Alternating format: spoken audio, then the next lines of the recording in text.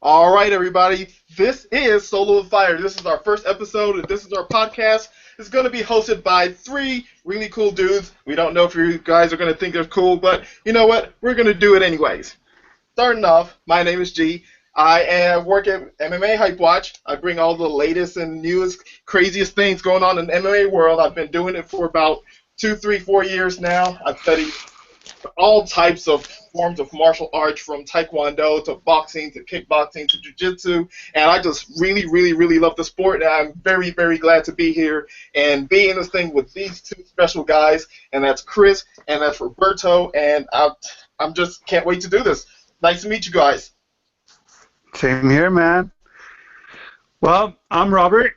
I own fightbookmma.com. Been doing it for about 3 years now, and I just love the sport. I used to cage fight. I used to kickbox, and injuries just got in the way. So instead of me continuing with this career, I just turned around and became, doing this media website. So. Yeah, so that's who I am.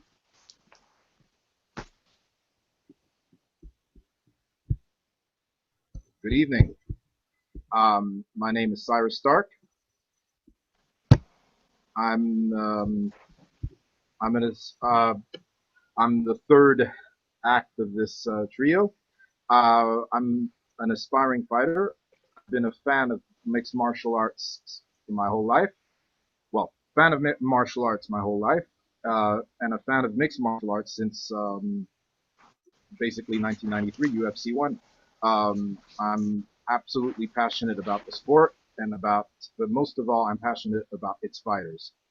And basically, this podcast is going to be about the fighters.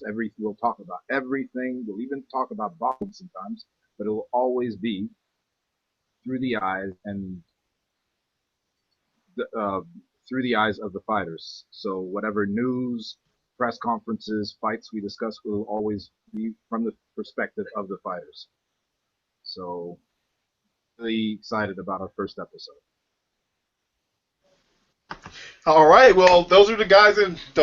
We're here at Solo Fighter. So let's get this started. Let's get this kicked off and everything. And our first topic of the day is going to be about the UFC and Dana White disrespecting just GSP mostly of any other fighter on their whole entire roster, even though GSP has entered into the USADA testing pool and is coming back. Like, what do you guys think about that? Well, I think that's great. I mean, he's coming in at the perfect time. The UFC is sold, so he doesn't have to deal with the damn Zuffa brothers. Um, it's great that he's going to come back. I know everybody's excited, but as far as what's going on, who's getting the title shot, I think, like you said, Dana White don't give a shit. That's just the bottom line. I mean, he doesn't care. All he cares is the money. All he cares is him getting his 18 million a year. And who cares about these fighters that are coming in? Even though he said anytime GSP wants to come back, he'll get the title shot. And look what's going on. It's going to be Wonder Boy against Tyrone. So I don't know. I mean, and that just sounds really weird because the thing is, you would think that the UFC slash Dana White would be trying to sell big money fights, especially with all the money fights or the one money fight that's going on so far, and seeing the difference between pay-per-view buys and pay-per-view numbers and everything. You would think that was something that they would be trying to get going, but instead, Dana White's out here saying that GSP is not coming back, that he doesn't want to be a fighter, and just all this type of stuff. It's just really weird to me. Absolutely, absolutely. It's just. I mean, for a guy who's been in the business as long as Dana White, it just does not make sense. It's both unethical, but also poor business acumen because your greatest star, one of the greatest to ever do it, and arguably the greatest pound for pound fighter wants to come back, and all you have to say is negative, talking about how he doesn't have a stomach for fighting. It's like brand damaging. You're damaging his brand and yours because imagine. But I was reading something today. I think Dana White is scared of GSP in the sense that he's scared of what GSP will have to say. GSP has always been the consummate professional. He's always been a gentleman, and he's always tried to accommodate the UFC. I think that is all changed, and Dana knows that. And Dana only has himself to blame. He behaved at the post press conference of UFC 167. He threw GSP under the bus. His greatest fighter, his greatest box office star, threw him under the bus, lied about him, and okay, fine, you can say what you think, right? That's one of the things, the greatest things about Dana is he would Right. always tell you exactly what was on his mind. But Dana also lies, and basically, I don't know for whatever reason he wanted GSP. I guess maybe he knew GSP was thinking about retiring, so he wanted.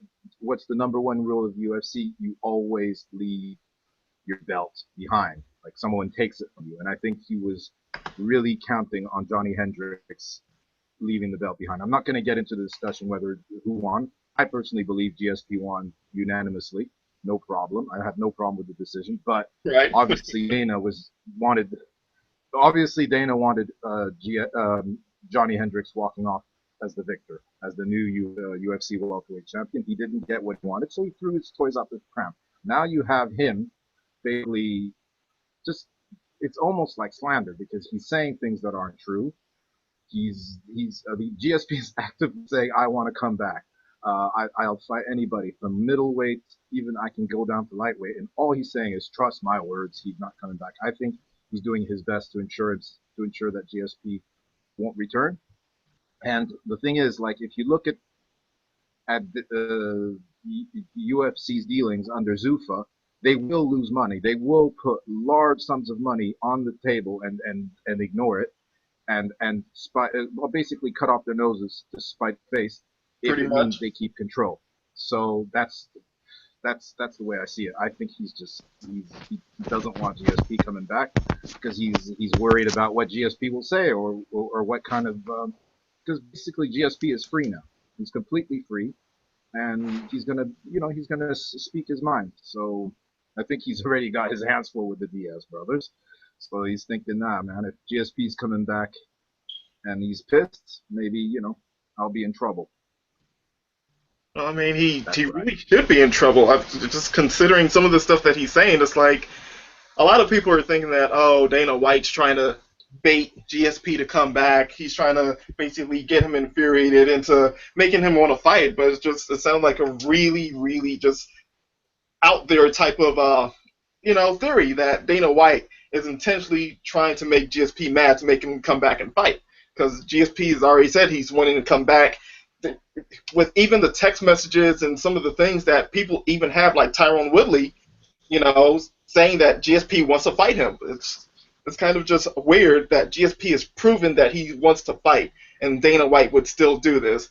And GSP is probably going to come back, and he's at some point in time, at some presser, I'm thinking that he's going to come back and say something that's going to just blow Dana White away, just completely embarrass him, and that's one of the things that Dana White's probably going to have to watch out for, considering at this time. Yeah, I completely agree with you. And besides, I mean, I just like to add, since when is talking trash to GSP ever worked? When has it ever worked?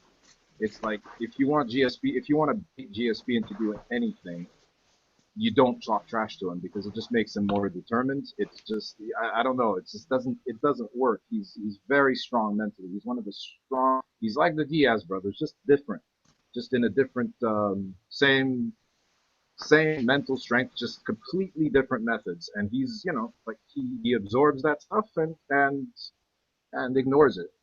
So that's I don't agree with that theory at all. I think he's doing his level best to ensure he doesn't come back. But it's going to be interesting because Dana's not in charge. Well, he's not in charge like he used to be. Before he used to call the shots. Okay, fine. He had Lorenzo, but him and Lorenzo obviously were spoke with one voice. But this is different. The big the overlords are no longer Zuffa. The overlords are called WMG, William Morris, whatever you want to call him, And I bet you the big kahuna in town now is a guy called Ari Emanuel. Yeah, and he's So, making and this money.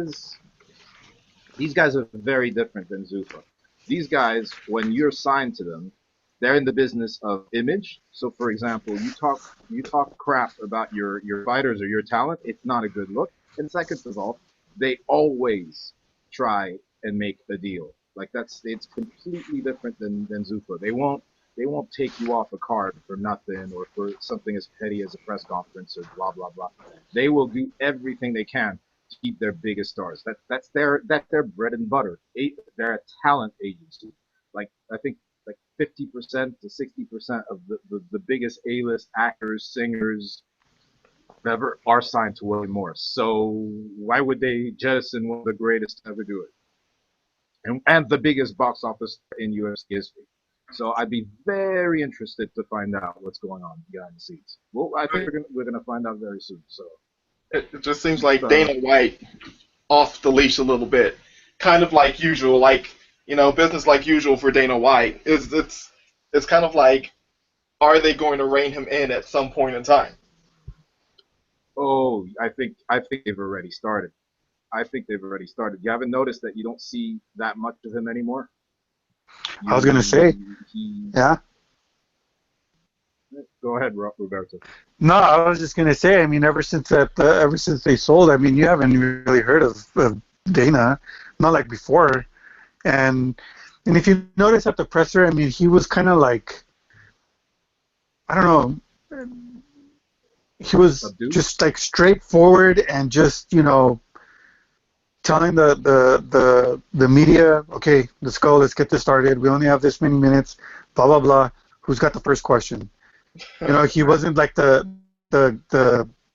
Dana White that everybody knows. And then after the whole deal with which we'll get on with that topic later on, he just straight up said, "I'm done."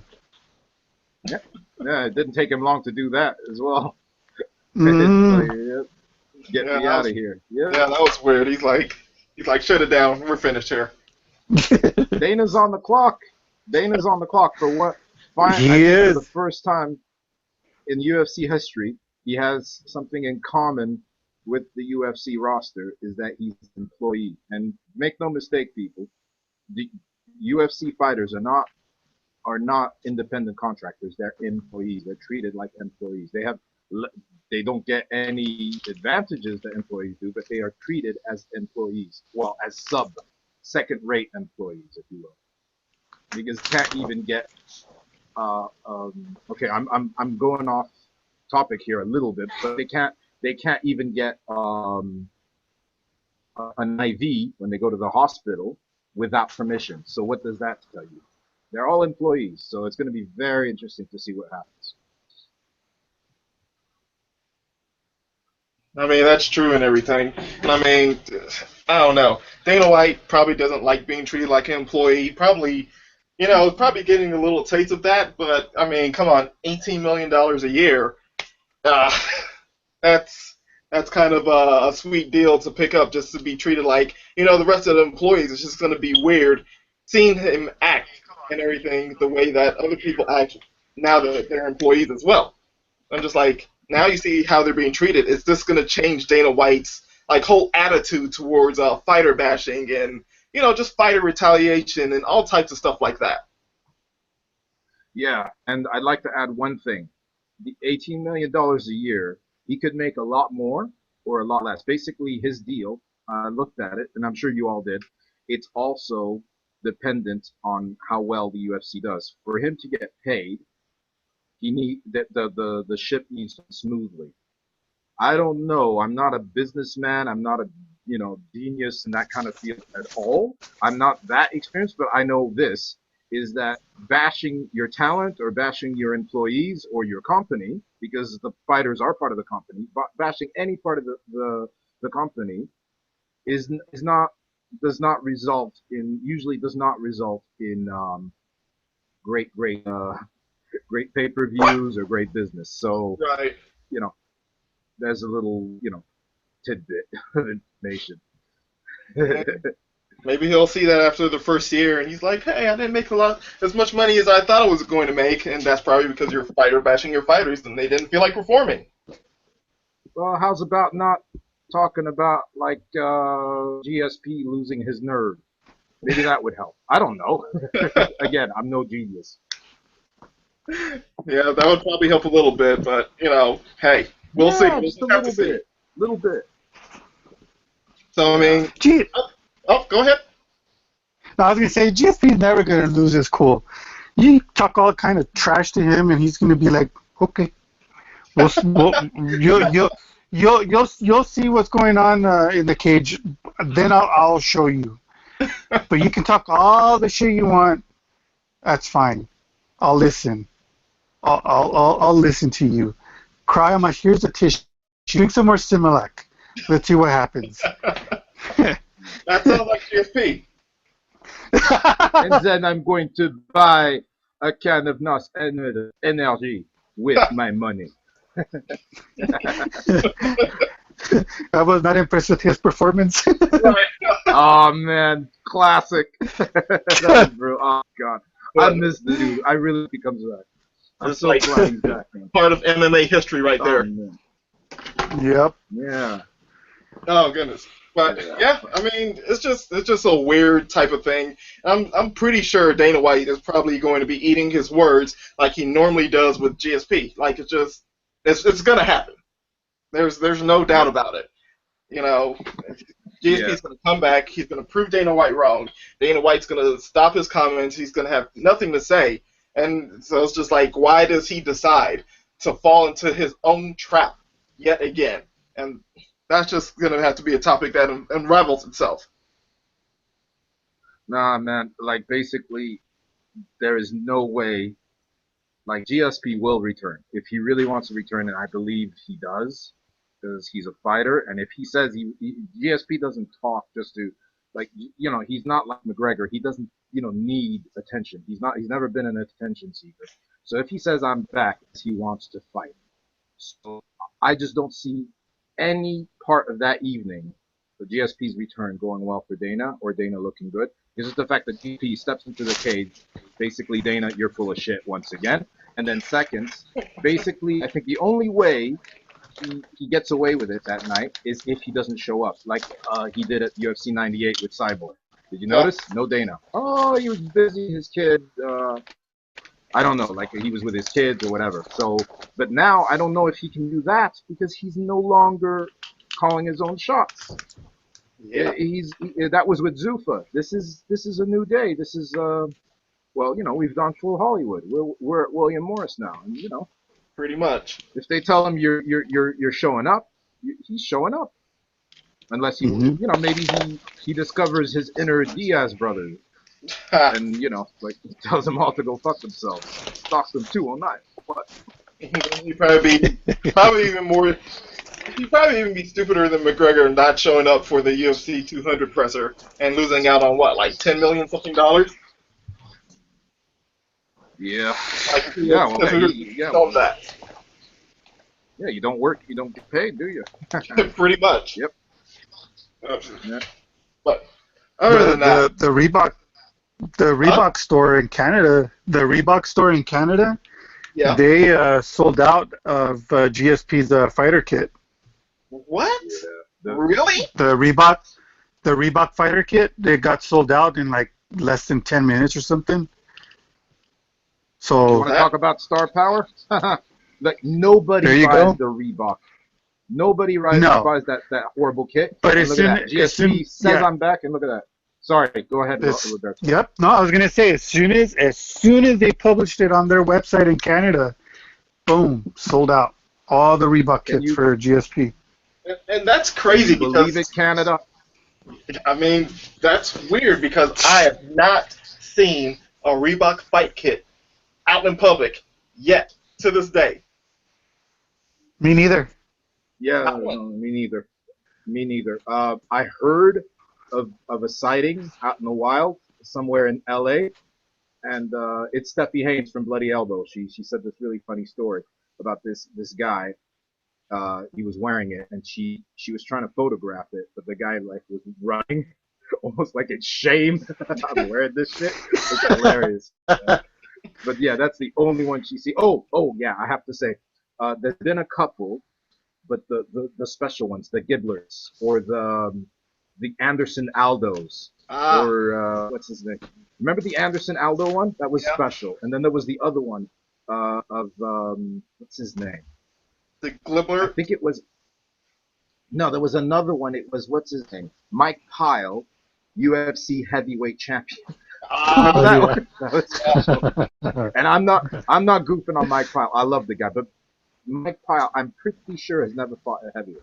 no, never. So No, like maybe in his dreams, that's but that's one of the all-time performances to win heavyweight when you've never fought to win the heavyweight UFC title without ever so that's really impressive.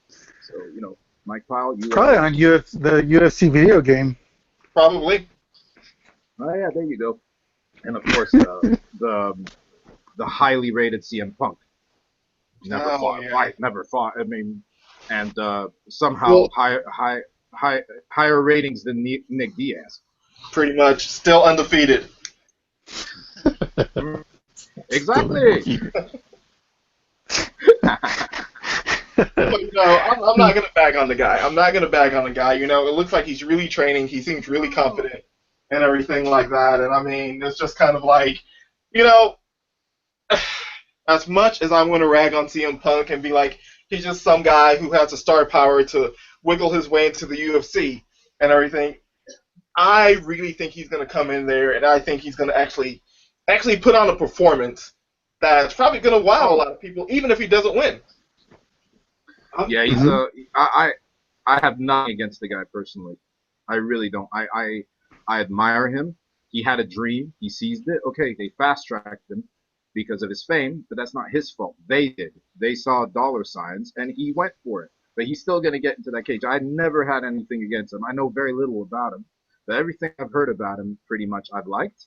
But I have no problem with him. I'm really looking forward to his debut. I never had a problem with him. I had a problem with the situation. I hate the game, not the player. I Right. hate the way that basically he's going to be earning close to $5 million a fight, and that's fine. That's good for him. Get it while you can. Get it when you can. But Right. like the very day they signed him, they find remember the day they signed him, they announced it. Nate Diaz came in heavy, and he got like uh, 50% of his fight purse taken away because of he came in heavy and because of his swearing and this and that. So basically, out of the 20 to show, he had 10 left, which is disgusting. Nate Diaz, one of the greats, and that rankled with me. But him getting what he wants, what he'd like or whatever, I'm happy. I'm happy for him. But he's a fellow Scorpio. He's my age, and the Right. fact that he's living his dream, I couldn't be happier for him. Like, that's beautiful. So good for him, and I'll be watching when he finally makes his debut. Hmm. Just as long as he doesn't think that he can win the fight by climbing the cage. Well, please don't hit anybody in the back of the head with a chair. There you go. That's Oh man. it's so crazy because I mean, honestly, I really think that in the back of his head, he's coming into this fight thinking that, hey, even if I don't win, I'm going to go out there and throw some completely crazy stuff and just basically just go all out for it in a loss. And I think if he were able to pull off a performance like that and everything, he might get knocked out. He might get submitted. But if he goes out there and does some, let's see, if he goes out there and he pulls off some like Cody Garbrandt stuff, if he tries some, what's the guy that fought Alex Carceres just not too long ago? Yeah, Yair Rodriguez. Yeah, Rodriguez.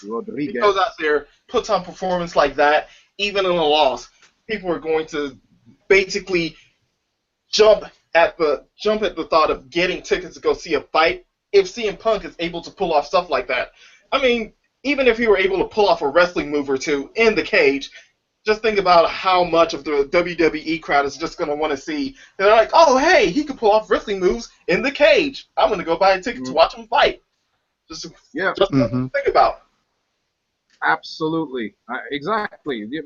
Fortune favors the brave, so we'll see. But what's interesting about him, really quick, is I know because I haven't been watching that show like ever since WWF kind of went away in, I think it was 2000, 2001. I just completely tuned. I actually kind of zoned out since '99, but so I really know nothing about him. All I know is what my friend told me, and he's a huge fan. And the thing that people love about him apparently is that he's different. He's unique. He's probably one of the only people ever in the WWE roster that isn't taking anything like Mexican supplements. He's straight edge. He's Yeah. always been a round hole in a square peg. So a square peg in a round hole, if you will. And he always clashed heads with the powers that be. He always did things his way. I mean, the guy is 5'10", 5'11", and he fought a heavyweight. He was a heavyweight champion, which doesn't make any sense, but he's like super popular and people love him because he does things his own way. And that I like that. I like originality. I like, someone who dares to be different, like a room full of a field full of horses. You see a zebra, of course you're going to want to watch this. So I'm looking forward to it, and I like, I it's part of MMA, man. Like let's see, let's see. Mm-hmm. That's just going to be really interesting to see. And like I said, just if he just comes out there and just wows the crowd, I'm thinking that a lot of people would just say acceptable and let it slide. Uh-huh. Exactly. 37 years old. So what? Like, he has nothing to lose. Just go out there, do your thing. Hands up, chin down, as they say. Go for it. Go for it. Take the $5 million. Yeah, good for him, man. People, like, you get in a cage, you should be getting paid. You can't get paid too much. You cannot. You could $100 million at John Jones or anybody, I will not bat an eyelid. Because believe you me, if they ever throw that kind of like crazy money at anybody in that cage, you know that it can 3 or 4 times as much. So whatever. Pretty much. Pretty much. So, I mean, other than that, let's go to a different topic right now. And this topic has more to do about Roberto. Roberto, look. Yes. With all your accomplishments and everything, you had a lot of big stuff going on over this last weekend with Winklejohn Camp and cage fighters and everything like that. Like, congratulations on that. That was amazing stuff, and it just shows the type of work that you put into the MMA world. Like, can you tell us like some of that? Like, how you feel? Like what do you think? Like, give us your thoughts here. I need to hear this. Well, as you guys know, I mean, I went and covered King of the Cage on Saturday. The first time I covered them was back, I believe, in June, July, somewhere like that. Right. And that was my first time. It was my first time covering King of the Cage here in Albuquerque. And I mean, it was. They can put on a show. What I love about King of the Cage is 90% of their fight card are amateurs. Right. And they're all local amateurs. Some might be from, a state nearby or whatever, but usually their pro card is between like 4 or 5 pro fights. But that's the one thing that I love about King of the Cage, man, is they love to showcase the amateur fighters.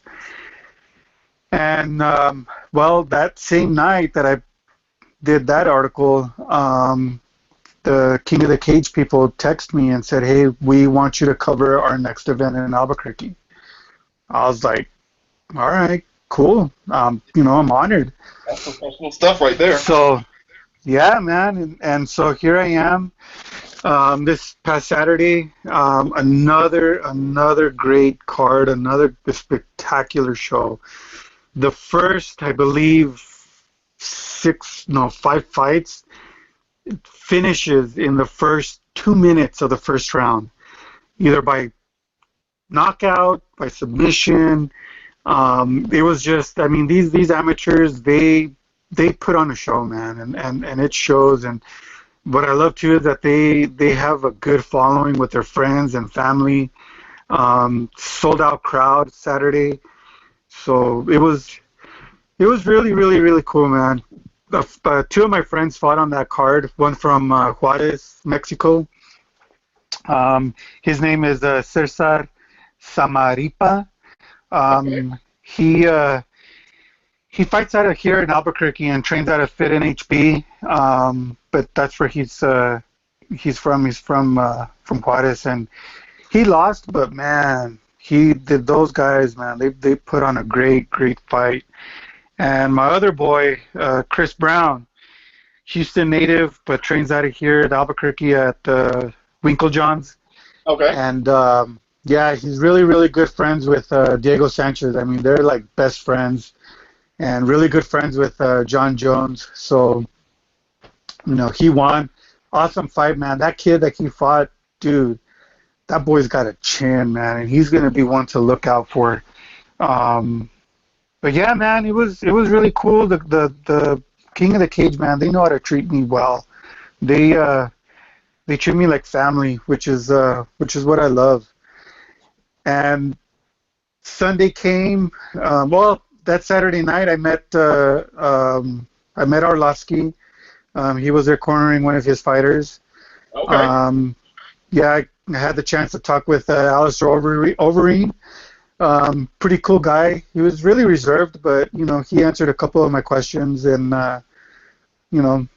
kind of strayed away from media and became like a fan. Took a picture with him, but other than that, man, it was pretty cool. A lot of badass fights, man. I can't wait to cover them again. Usually, what I do is I like to publish my work the next day, but Sunday was just so hectic that I couldn't do it. Monday came, published the article. Not even like 5 minutes later, man, King of the Cage posted on their fan page, and just to see my article on a promotions fan page. Right. I mean, that to me that just blew my mind. I mean, that just shows how much they appreciate my work. And then, like, not even 15 minutes later, it's on the Jackson's MMA fan page. I mean, how cool is that? I know that's like a big fan page, and they don't post substandard stuff. Like, they post high quality stuff, just kind of like they're high quality fighters. So that's a big nod in your direction. Mm-hmm. Yeah, man. I mean, it's for local promotions that we cover, because of the website. I have people that they're all over the state, and they like to cover their local events. And I do get the articles that they write on their fan page, but for my article, as far as with the King of the Cage event to be posted on Jackson's page, I mean, that's huge. Just recognition of hard work. I mean, it's so many people out there, would love or wish to have their stuff, just recognized by even anybody, like King of the Fighters, Cage Warriors, anybody, just anybody. And I know so many people just looking to get their stuff noticed. So them noticing you, it's just, like I said, it just attests to your hard work. And, it's just something we just needed to talk about here so people understand, how much work you actually put into this whole MMA thing. Yeah, man. When I first started, Fight Book MMA, it started off like 5 or 6 years ago. It just started off as a Facebook page or a Facebook group, and we only had 10 people in that group, and it was just 10 of my friends that we just like to talk about MMA, and what other place to do it but in a group. And little by little, we started getting people to wanting to join the group. then next you know, we started getting, you know, UFC fighters, Bellator fighters, fighters from local places, fighters from another country, and next you know, I'm running a website that's, I mean, for me to run a website like this, it's just an honor because the guy that helped me make the website, he did it because he knew the potential that I had as far as what I can do to help fighters. And for me, I would rather promote local events, local promotions, you know, expose the have a place for fighters to voice their opinions, their what they go through, and you know, that's what I want as far as with the website, and that's why I love covering King of the Cage, and I've always been a huge fan of theirs. You know, that was one of my dreams to fight for that promotion, and it never happened, but I still feel great knowing that I get invited to cover their events. That's super So, amazing. you know, it's just, yeah, it's awesome to be able to be around people that, you know, that love the sport as much as I do, and want to have these amateurs, you know, get their name out there, because let's face it, man, without these amateurs, we're not going to have a UFC, we're not going to have WSOF, Cage Warriors, Bellator. None of these promotions are would be around if it wasn't for these amateurs. And these amateurs desire some website to acknowledge them. That's the website that I want it to be, is that, you know, that platform for these amateurs to have a voice, you know what I mean? Right. That's So amazing type of stuff right there. Just, you know, like I said, I have to say congratulations and everything to you. And I mean, not much that I can say, just speechless type of stuff. I'm and gonna you know what, be. man, it's fun because, you know, a lot of my writers, you know, I can get, you know, I have my connections now because of what I do with a lot of these big promotions. You know, I'm really cool with a lot of the PR guys, and I'm friends with a lot of UFC and Bellator fighters. You know, that, you know, all I got to do is just send a quick text, they'll respond, and if they are available for an interview, I get one of my writers to do it. Why? Because I want those writers, to experience what I experienced in my first 2 years of doing this website. You know, so it's a good feeling to be able to give another person that opportunity to do that. And, you know, soon we'll be able to get fighters on this podcast as well. I mean, like I had you guys Google my friend Robert. Yeah. You know, big Yes. news with him. So hopefully we can get Frank and him on the show. So, but yeah, man, King of the Cage, bro. I love that promotion, man. That promotion is It's the top future. notch. The You future. know, they are, and I had a little inside scoop, you know, with my friends there at KOTC, that big things are coming, man.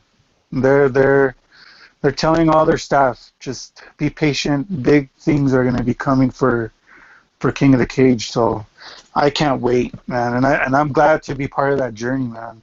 That's awesome. I mean, and when is their next fight? Like, just give everybody out there Uh, the next fight tomorrow? tomorrow. Next event's Yeah, because tomorrow. yeah, their weigh-ins were about 15 or 20 minutes ago. Wow. So Do they they? push, man. They do fights at least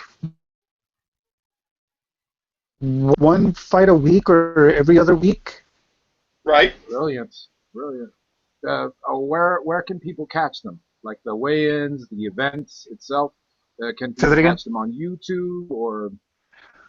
Oh, for King of the Cage, if you have Yeah. DirecTV, it's on channel 214, Okay. and that's on that's on Okay. MAV That's their broadcast.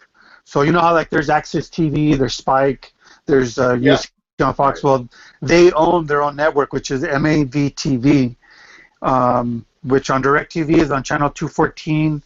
And if you have Verizon FiOS, it's on channel 810. But if you have DirecTV, man, you get that. You can watch them for free because it should be part of your package. Okay. And their fights, That's great. yeah. What's cool about their events is everything's recorded. Then they go back, and 6 weeks later, you get to watch the events. Well, Great. So yeah, so they edit everything. I'll have some fights that are coming up that's going to be live. So I don't remember which ones they are, but it's there's a couple events this year, I believe, that they're going to be live. So that's going to be pretty cool to watch. all right. That's really exciting. Pushing direct Talk TV. about it. I just like to add, if you guys are interested in reading or like watching more of Robert's work, check out his amazing website, fightbookmma.com. There's amazing pictures. The pictures are top-notch quality. There's amazing interviews. Recently, and this is me speaking, but that one of the best, honestly, the best interview I've ever read with Roy Big Country Nelson. Yep, He's I love that one notoriously too. hard to interview. Funny guy. That's on MMA Fight Book. And as well, I would definitely recommend the interview with Andrea KGB Lee and Andy Nguyen. I don't know if I'm pronouncing her name right. Nguyen. Nguyen. Okay, sorry. And It's great all right. interview. She always says that people don't can never pronounce her last name right. So Nguyen. It's Nguyen. Nguyen. Okay. Yeah. Andy Nguyen. Great interview. Great pictures. Did I say it wrong again? No. That's you're good, man. So yeah, great interview, great pictures, great website. You can go on the website. You can also join the Fight Book MMA community on Google Plus. It's thriving. Yep. So you guys, please feel free to go and check it out. It's really good, and there's plenty of content. There's plenty of amazing fighter interviews, and I mean more good stuff than you can shake a stick at. So I would really recommend. I'm a fan myself. So I definitely have to agree with Chris on that one. I mean, like, if you guys are looking for the newest up-and-coming fighters and everything like that, Fight Book MMA and Roberto have basically they have it covered, hands down. And that's what I have to say about that. Fight Book MMA. Thanks, guys. Yeah, man, I try. I mean, I cover from Muay Thai to boxing to MMA to now. You know, we're actually starting to cover some grappling in New York. So that's going to be pretty cool. You can actually you can watch, like if there's no fights during the week or you can't watch a certain fight or whatever,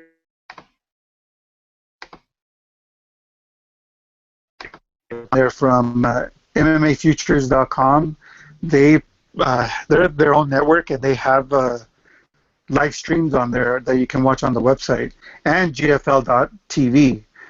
And GFL.TV, man, they hooked it up for me to be able to, for you guys or anybody out there to watch live stream pay-per-views for cheap, dirt cheap, for like $15.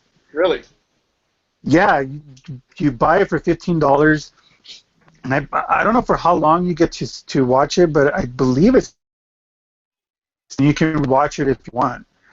There's on-demand show there as well.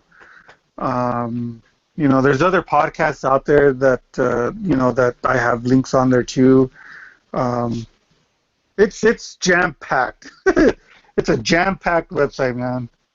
And it's gonna get more soon. So All right, good deal.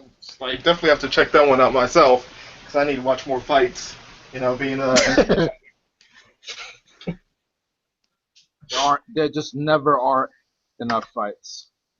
I seriously, can't watch too many fights. I know. Seriously, I can't get enough. I know, especially when UFC decides to go two something weeks without a fight, putting everybody on the MMA drought or something. Yeah, no, that sucks. That really does not. I mean, I'm really happy right now because like from now until pretty much the end of the year, we're gonna have something very regular. But this is the one thing this year that I didn't enjoy was last year pretty much every weekend we had something. This year we had a lot less. And I know a lot of people say, oh, it's better because the quality of the shows are better, but I call faggotry on that, man. That you cannot watch too many fights. There's the superstar fights that everybody wants to buy, but then there's the unknown fights. I mean, like who knew Lando Venata? Yep. I certainly didn't, and I'm as hardcore as they come. I had no idea of who he was. I rushed to check him out, and I mean, nobody knew him, and nobody could have called what Yeah. he did to Tony Ferguson. Nobody does that to Ferguson. So you're telling me that there are too many, like, I mean, not you guys, but people complain there are too many fights. Be quiet and watch Lando, did, watch, yeah, didn't I go tell ahead. you guys? Didn't I tell you guys before Yeah, that fight? Didn't I say, yes, yeah, yeah, of look out for course. that dude, watch for You that told me guy, about him. wait for this fight, and, Yep. and you guys were like, nah, hey, ain't nobody gonna want to beat Ferguson. You crazy man. No, All man, right, all right. I, And then look what happened. Boom! Everybody wanted to be a fan of Landau, but because nobody, it's just it's funny to me because you see these fighters come into the UFC, but how do they get there? They're exactly. comers. Brought the UFC to want to bring him on to the big to the big scene, but man, that boy. Yeah, yeah, I no, thought what Yeah. a for sure he performance. was gonna finish him, man.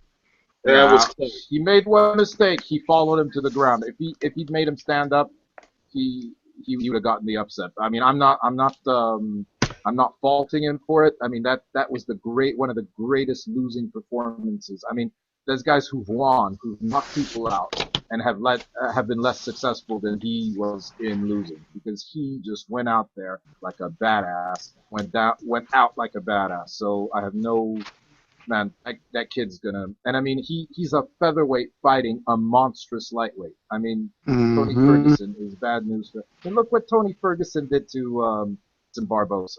I mean, look what he did to him. And Lando just bamboozled him. He hurt him. I mean, like I've never seen Tony Ferguson in so much trouble.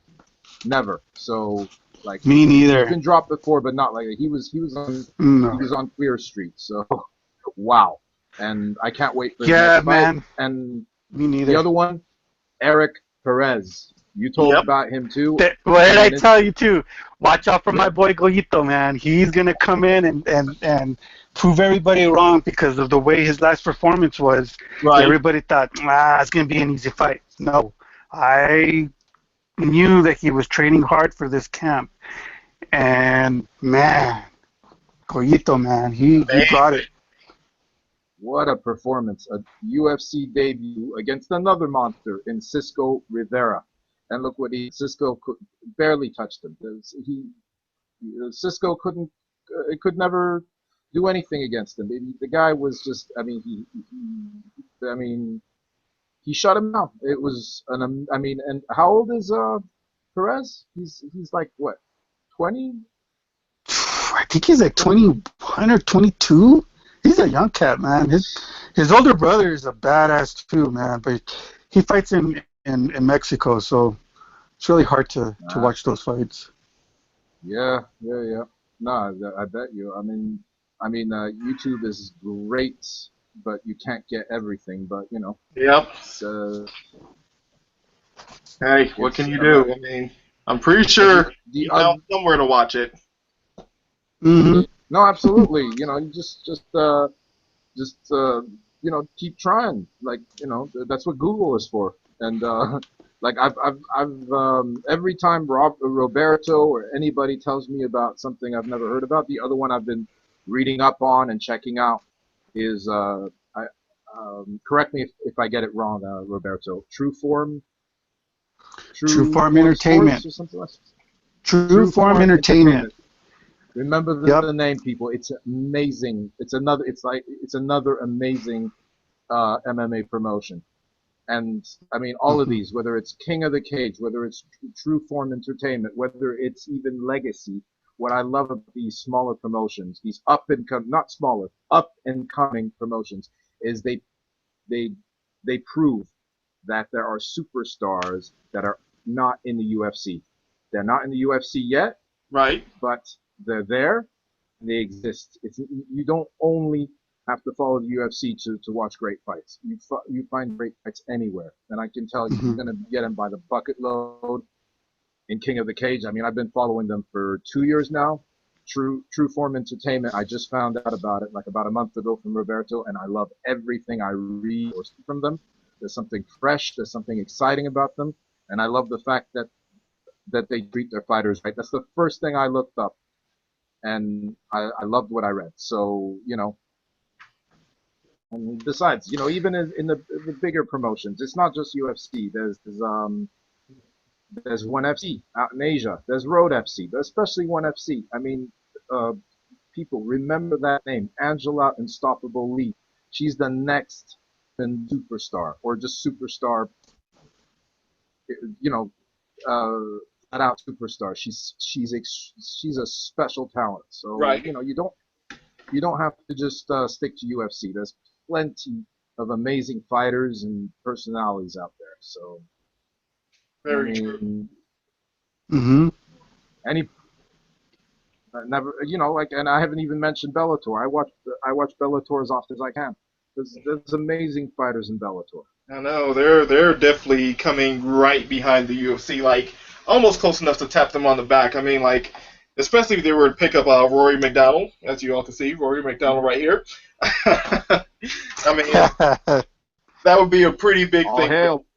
yeah, like imagine Yep. that. They pick up a fighter, sure he lost his last fight and everything like that, but look at Rory McDonald's fight against Robbie Lawler. It could be like, oh, Robbie Lawler lost two, Rory McDonald lost two, and everything. So there's no like loss in quality here because Rory McDonald is a pretty big thing and everything without even being a champion. Like that's a pretty big deal if Bellator were to pick him up and everything. And now they're starting to build a roster and everything that, hey, either former champions, could be champions, are all here. So you never know. It's always a toss up. And then that just leads the way for other promotions and everything. So there's no such thing as, say smaller promotions and everything just kind of, you know, trying to come up and hit the UFC. It's like now they're all being brought up to about the same level because with free agents going left and right, it's almost anybody's game, especially with the UFC losing people Exactly. on the fight and their whole mistreatment of people. hmm And don't forget, Rory McDonald's stock. I mean, his stock was high, but it went up 100-fold because of the simple fact that Tyrone Woodley knocked out Robbie Lawler. And who was the last guy to beat Tyrone Woodley? And not just beat him, shut him down and piece him up. A Rory certain McDonald. Canadian called Rory McDonald. Yeah. So there you go. So like his bargaining power is as strong as it could be. I mean, stronger than ever. So basically, wherever he decides to sign, be it UFC, Bellator, ONE FC, I'm looking forward to watching it. Right. That's I mean, definitely going to be awesome stuff to see him fight anywhere. I mean, Rory. Let's say he goes to ONE FC. Rory versus Funky Ben Askren. Who wouldn't Insanity. buy that pay per view? Yeah, exactly. Like, you know, him versus any of the welterweights they've got in Bellator. That's. I mean, I don't care who he fights. That would sell itself. I mean, him versus what's his name, Paul Semtex. Yeah, that would be amazing. Exactly, him versus the hey, don't forget Koreshkov, Andrew Koreshkov from Yep. Russia, I believe. Look what he did to Ben Henderson. Nobody does that to Ben Henderson. He shut Exactly. him down. He Not shut even him down at Ben match. Henderson's strongest. Yeah, and that was amazing. And that boy, that welterweight champion of theirs is truly world class.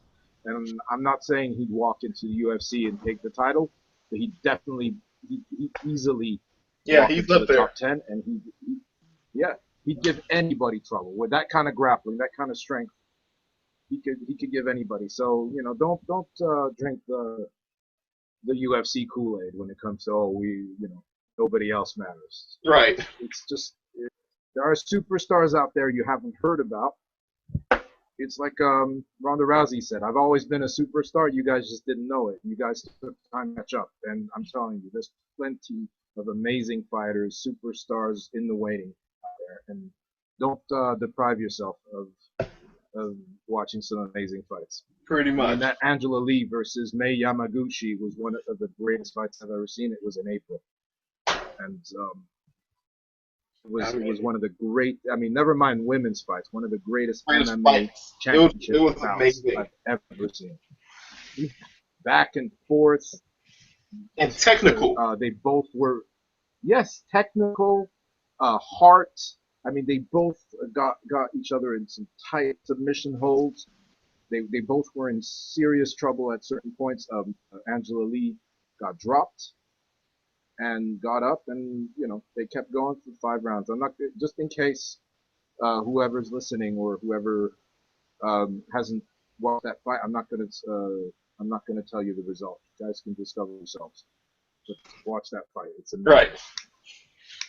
So, I mean, other than that, let's start winding down here, guys. But there's something that probably needs to be brought up and talked about right now. I'm pretty sure both of you already know what it is. It's the biggest highlight of the night. It's the UFC 202 presser.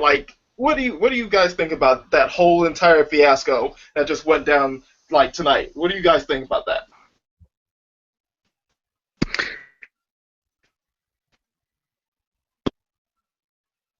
Connor coming in like always, or even like always, but that was his game plan, if you want to call it, to come in late and piss Diaz off to get in his head, but it backfired. Yeah, I big mean, time.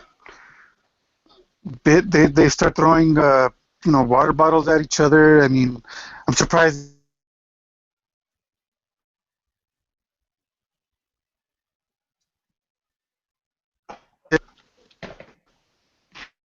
but yeah, it's just crazy, man. That presser is just ridiculous.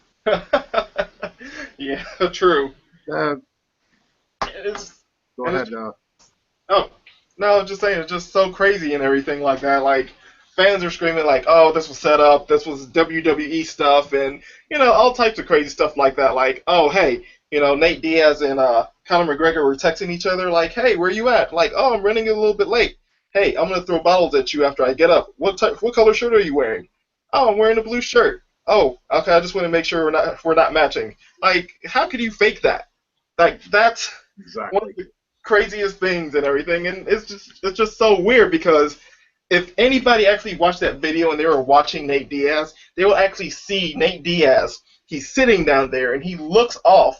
He looks off to his right, and as soon as he looks off to his right and everything like that, it's like he got a signal and he got up. That's not a sign of staging. That's a sign of him actually listening to his brother. Like they basically knew, hey, Conor McGregor is coming in he's gonna come in here, he's gonna try to upstage everybody, make everybody wait on him, and they basically, as Robert said, they basically had an amazing counter to McGregor showing up and trying to upstage everybody, and they got up and left. Took the spotlight with them, basically turned it into the Diaz brother show, and that was Hmm. amazing, amazing type of brilliant planning there. And I mean, Nate Diaz himself has said that he follows his brother Nick Diaz. Like Go and find it. You will find it. Nick Diaz is the leader of that whole scrap pack of Nate Diaz. And he looked over to the right, and then he looked over to the right, and then he just nodded, smiled, and he got up. And that was a mastermind plan, I'm going to have to say, by Nick Diaz. And he Yep. basically just shut down the whole entire Conor McGregor show, didn't give him a chance to say anything, and that is probably what got in Conor's head more than anything. That's just my 2 cents. Exactly. No, those are excellent points. I mean, seriously, like for those who think it's a stage, like get real. Come on, grow a brain. I mean, since when have the Diaz brothers ever staged or faked anything? I mean, you get real 24/7. You don't get more real than the Diaz bros. So like, please, you know, get real. And my take on this, like, I totally agree with both of you. I couldn't agree more. My take on it is also Connor's scared. That's what I believe. Like he's I think he's like beginning to realize like the whatever the hubris or the clouds of hype are are are clearing, and he's realizing I have a monster in front of me, someone who does not get tired, someone who just does not get knocked out. Right. So I'm gonna have to stand in that cage, go head to head with him for 25 minutes. That's a lifetime. If you're That's if it I lasts mean, that 5 minutes is a long. lifetime. Yeah, seriously. Exactly. That's if it lasts that long, because all Diaz has to do, and he remembers that, is take him to the ground and choke him out. And basically, he won't even get that far because uh, Connor is known for tapping out as soon as he's in any kind of trouble, any kind of difficulty. I'm not saying that to hate on Connor, but it's the truth. The proof is in the pudding. The 3 times he's ever lost, they were submission holds, and he tapped real quick before he got hurt. That's just the way it is. So basically, I think he's realizing that like he can't like a big part of how Connor got to people was through trash talking. He says it himself. There's 3 ways to break a man's spirit: do it Right. verbally, do it physically, do it mentally. So basically, none of those 3 works with the Diaz brothers. So all It's that's funny left. that sorry, go ahead. No, go ahead. No, I was just gonna say it's funny that you said that he's scared because after seeing that, the reason why he's back is because he was scared for his life. Bitch, please, you ain't scared of your life. You're scared that you're gonna get your ass handed again in front of millions, and you're gonna go cry to your touch butt buddy and play touch butt out in the park again because you lose against Nate Diaz again. Man, that Yeah, fool's crazy. no, you're absolutely right, Robert. It's just it's also I think the other thing that's kind of interesting is um, either he realizes that Dana's not in charge anymore, or he realizes that Dana ain't going to indulge his nonsense, indulge his antics anymore. So that makes him uncomfortable. It's very easy to be confident. It's a lot easier to be confident when you know the jungle is on your side. You Right. see what I mean? Hmm. Like, And as soon as like against Albert. yeah, and Go ahead. as soon as Connor started throwing those bottles, you can hear Dana in the background. No, no, no, Connor, don't pick up those bottles. No, no, no, don't throw it. No, talking to like he's his freaking dad. Come on, man. He's Yeah, a and he grown ass is. man. He can do whatever the hell he wants. And then what does he do? He starts throwing those damn bottles, and then you can hear him in the background. Dana, that's it. I'm out. It's Right. over. Yeah, Peace. Dana. Not only was he his father, Dana was his bodyguard. Imagine, like, I'll never forget Cub Swanson saying, like, yeah, no, Connor talks a lot of shit. It's one thing talking shit like Diaz brothers. Like, they'll talk shit to anyone. They'll talk shit to a heavyweight, but they'll do it by themselves. The thing is, he said, like, the first time he ever met Connor, Connor came and started talking shit to him, and Cub got up to, you know, to start piecing him up, and he was surrounded by UFC security and Dana telling him, no, you can't touch him. right? Yeah. I mean, fights break out all the time. Historically, it happens all the time. I mean, it happened just Hmm. recently with Nate. He was walking back, and Clay Guida's brother got into it with him. They backstage, they're all fighting. Yep. And this is the first time I've ever heard of Dana or any kind of executive telling fighters don't touch a certain fighter, especially a certain fighter who talks more shit, disrespects more people. I mean, people he's never going to fight.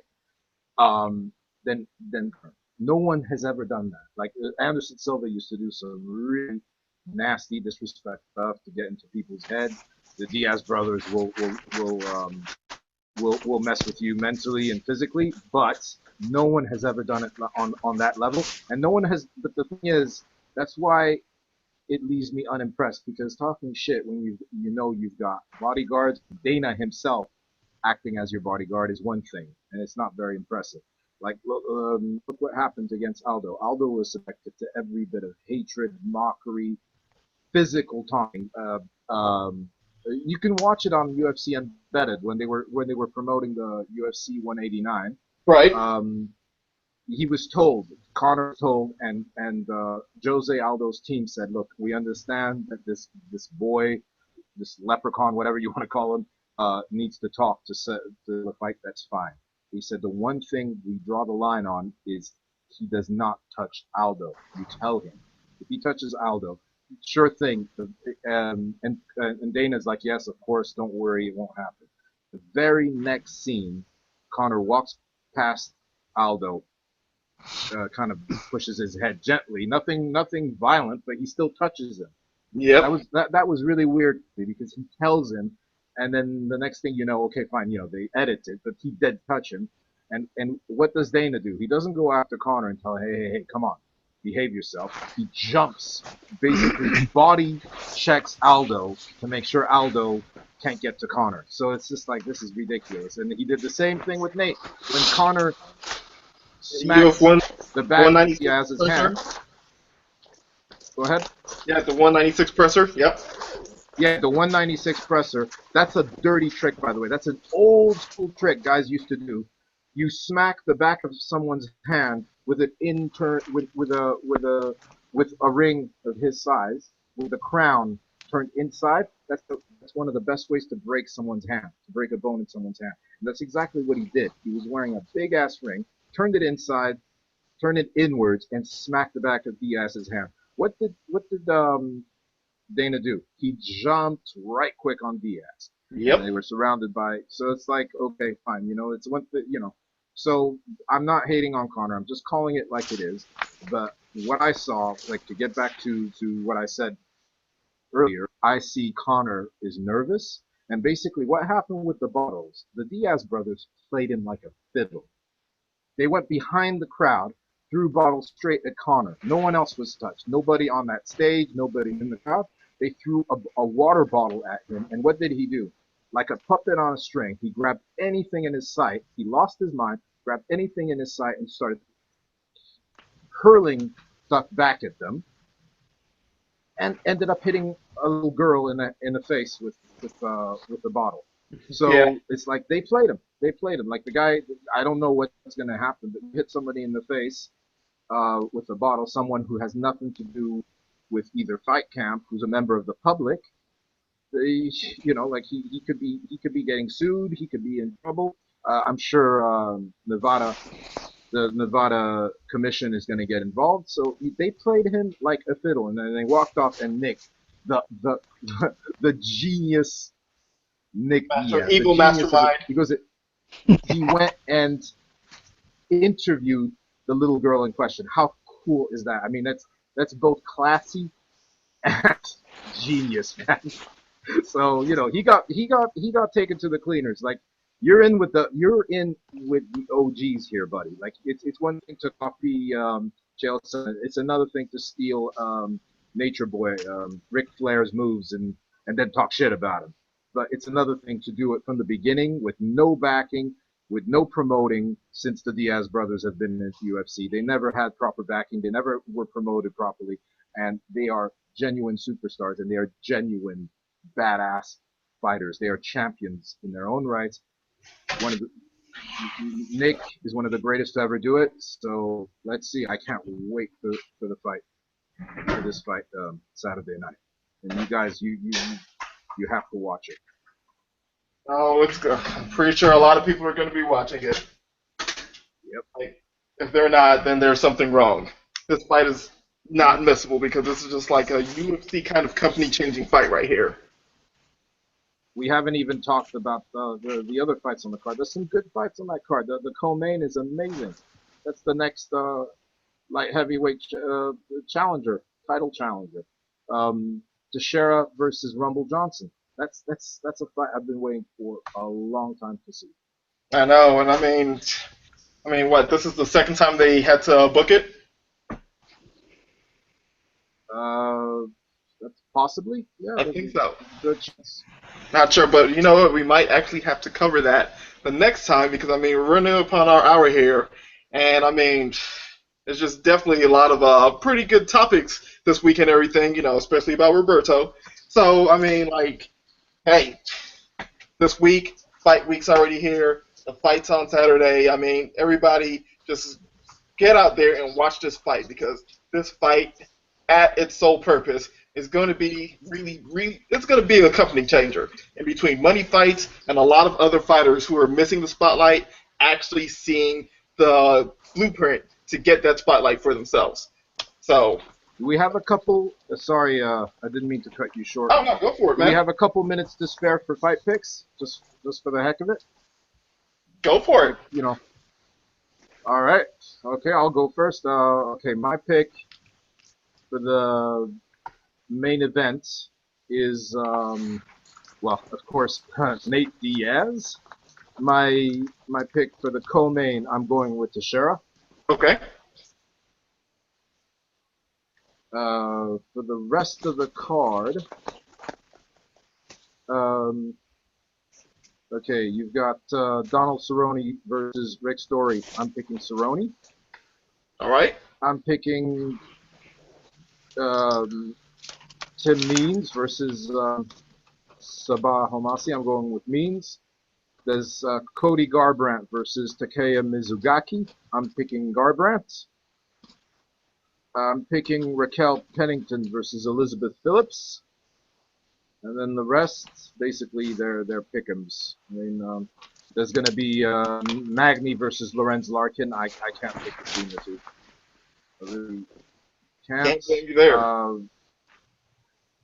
Yep. Like, Roberto, you have any picks for this fight? Yeah, let's see. I have Nate winning. I have Glover winning. Tim, I gotta go with my boy Tim Means. Then another Albuquerque guy, Cerrone, and gotta go with my boy Cody and Raquel. All right. Well, I guess that just leaves me, and I'm going to have to say I'm taking Diaz in this fight. I mean, just because, you know, just off stats and off previous experience alone. And then I'm going to have to go with Johnson. I'm a Johnson picker. Sorry, guys. No I'm problem. that guy. And then Cerrone, Lim, Means. I'm with you here, Roberto. And, you know, Garbrandt, of course. I'd be crazy not to pick with Garbrandt. Then I'm going with Phillips, just as a sole underdog pick here. Yeah, Sounds not crazy. a bad one. I know. I'm just weird feeling. Then I'm going to have to go with weirdly enough, Magny. Me too. Magny on this one. The fighting robot, Pick. Magny. Definitely, that's the great. I'm not picking between them because I like them both, and they're both awesome. So I'm not, you know, I'm I'm weaseling out of that one. But I just like to add, there's another great women's fight tomorrow. I mean, Saturday night. There's Randa Marcos from Canada versus Courtney Casey. Yep. Courtney Casey, if you haven't, I mean, they're both badasses. Randa is a grinder, and Courtney Casey is an amazing striker and also like really tough. I think I picked Courtney Casey. I just edged toward Courtney Casey considering her last performance. But don't be surprised if Randa grinds it out. I'll also pick Colby Covington, and I'd like to add one thing. Um, the opening fight is extremely interesting because it features Marvin Vettori versus Alberto Pereira. Marvin Vettori is the reigning Venator champion, welterweight champion.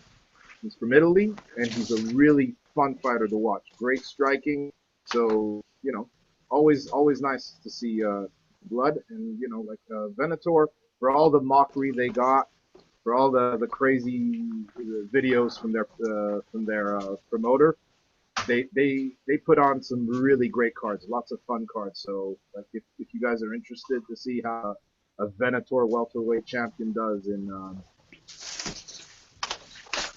the UFC, you guys definitely want to tune in from the beginning. Right. Well, I mean, hey, definitely a fight to check out and everything. I mean, I guess we're down here at the end of the line, so I'm going to have to say this is G here and everything. It's nice to talk to you guys. Great to have this podcast. Great to get out there to you MMA fans and everything. And I'm just saying thank you for listening. Thank you for tuning in. And, and from Chris and Roberto here, hey, I'm out, and I'll let these guys talk to you. Have a good night. Go ahead and check out the website, fightbookmma.com. Lots of content. You can follow me on Twitter at fightbookmma. Pretty much all the social media is fightbookmma. So appreciate everyone tuning in, guys. Have a good night, guys. Definitely check out the Saturday night, and we'll see you next week. Oh, and check out MMA Hype Watch Community on Google Plus. It's Gerald's. It's amazing. It's another thriving community. You guys you guys should definitely check it out if you're into MMA. Well, there you go, guys. Good night. All right. Peace. This is Solo Fighter, and we're out.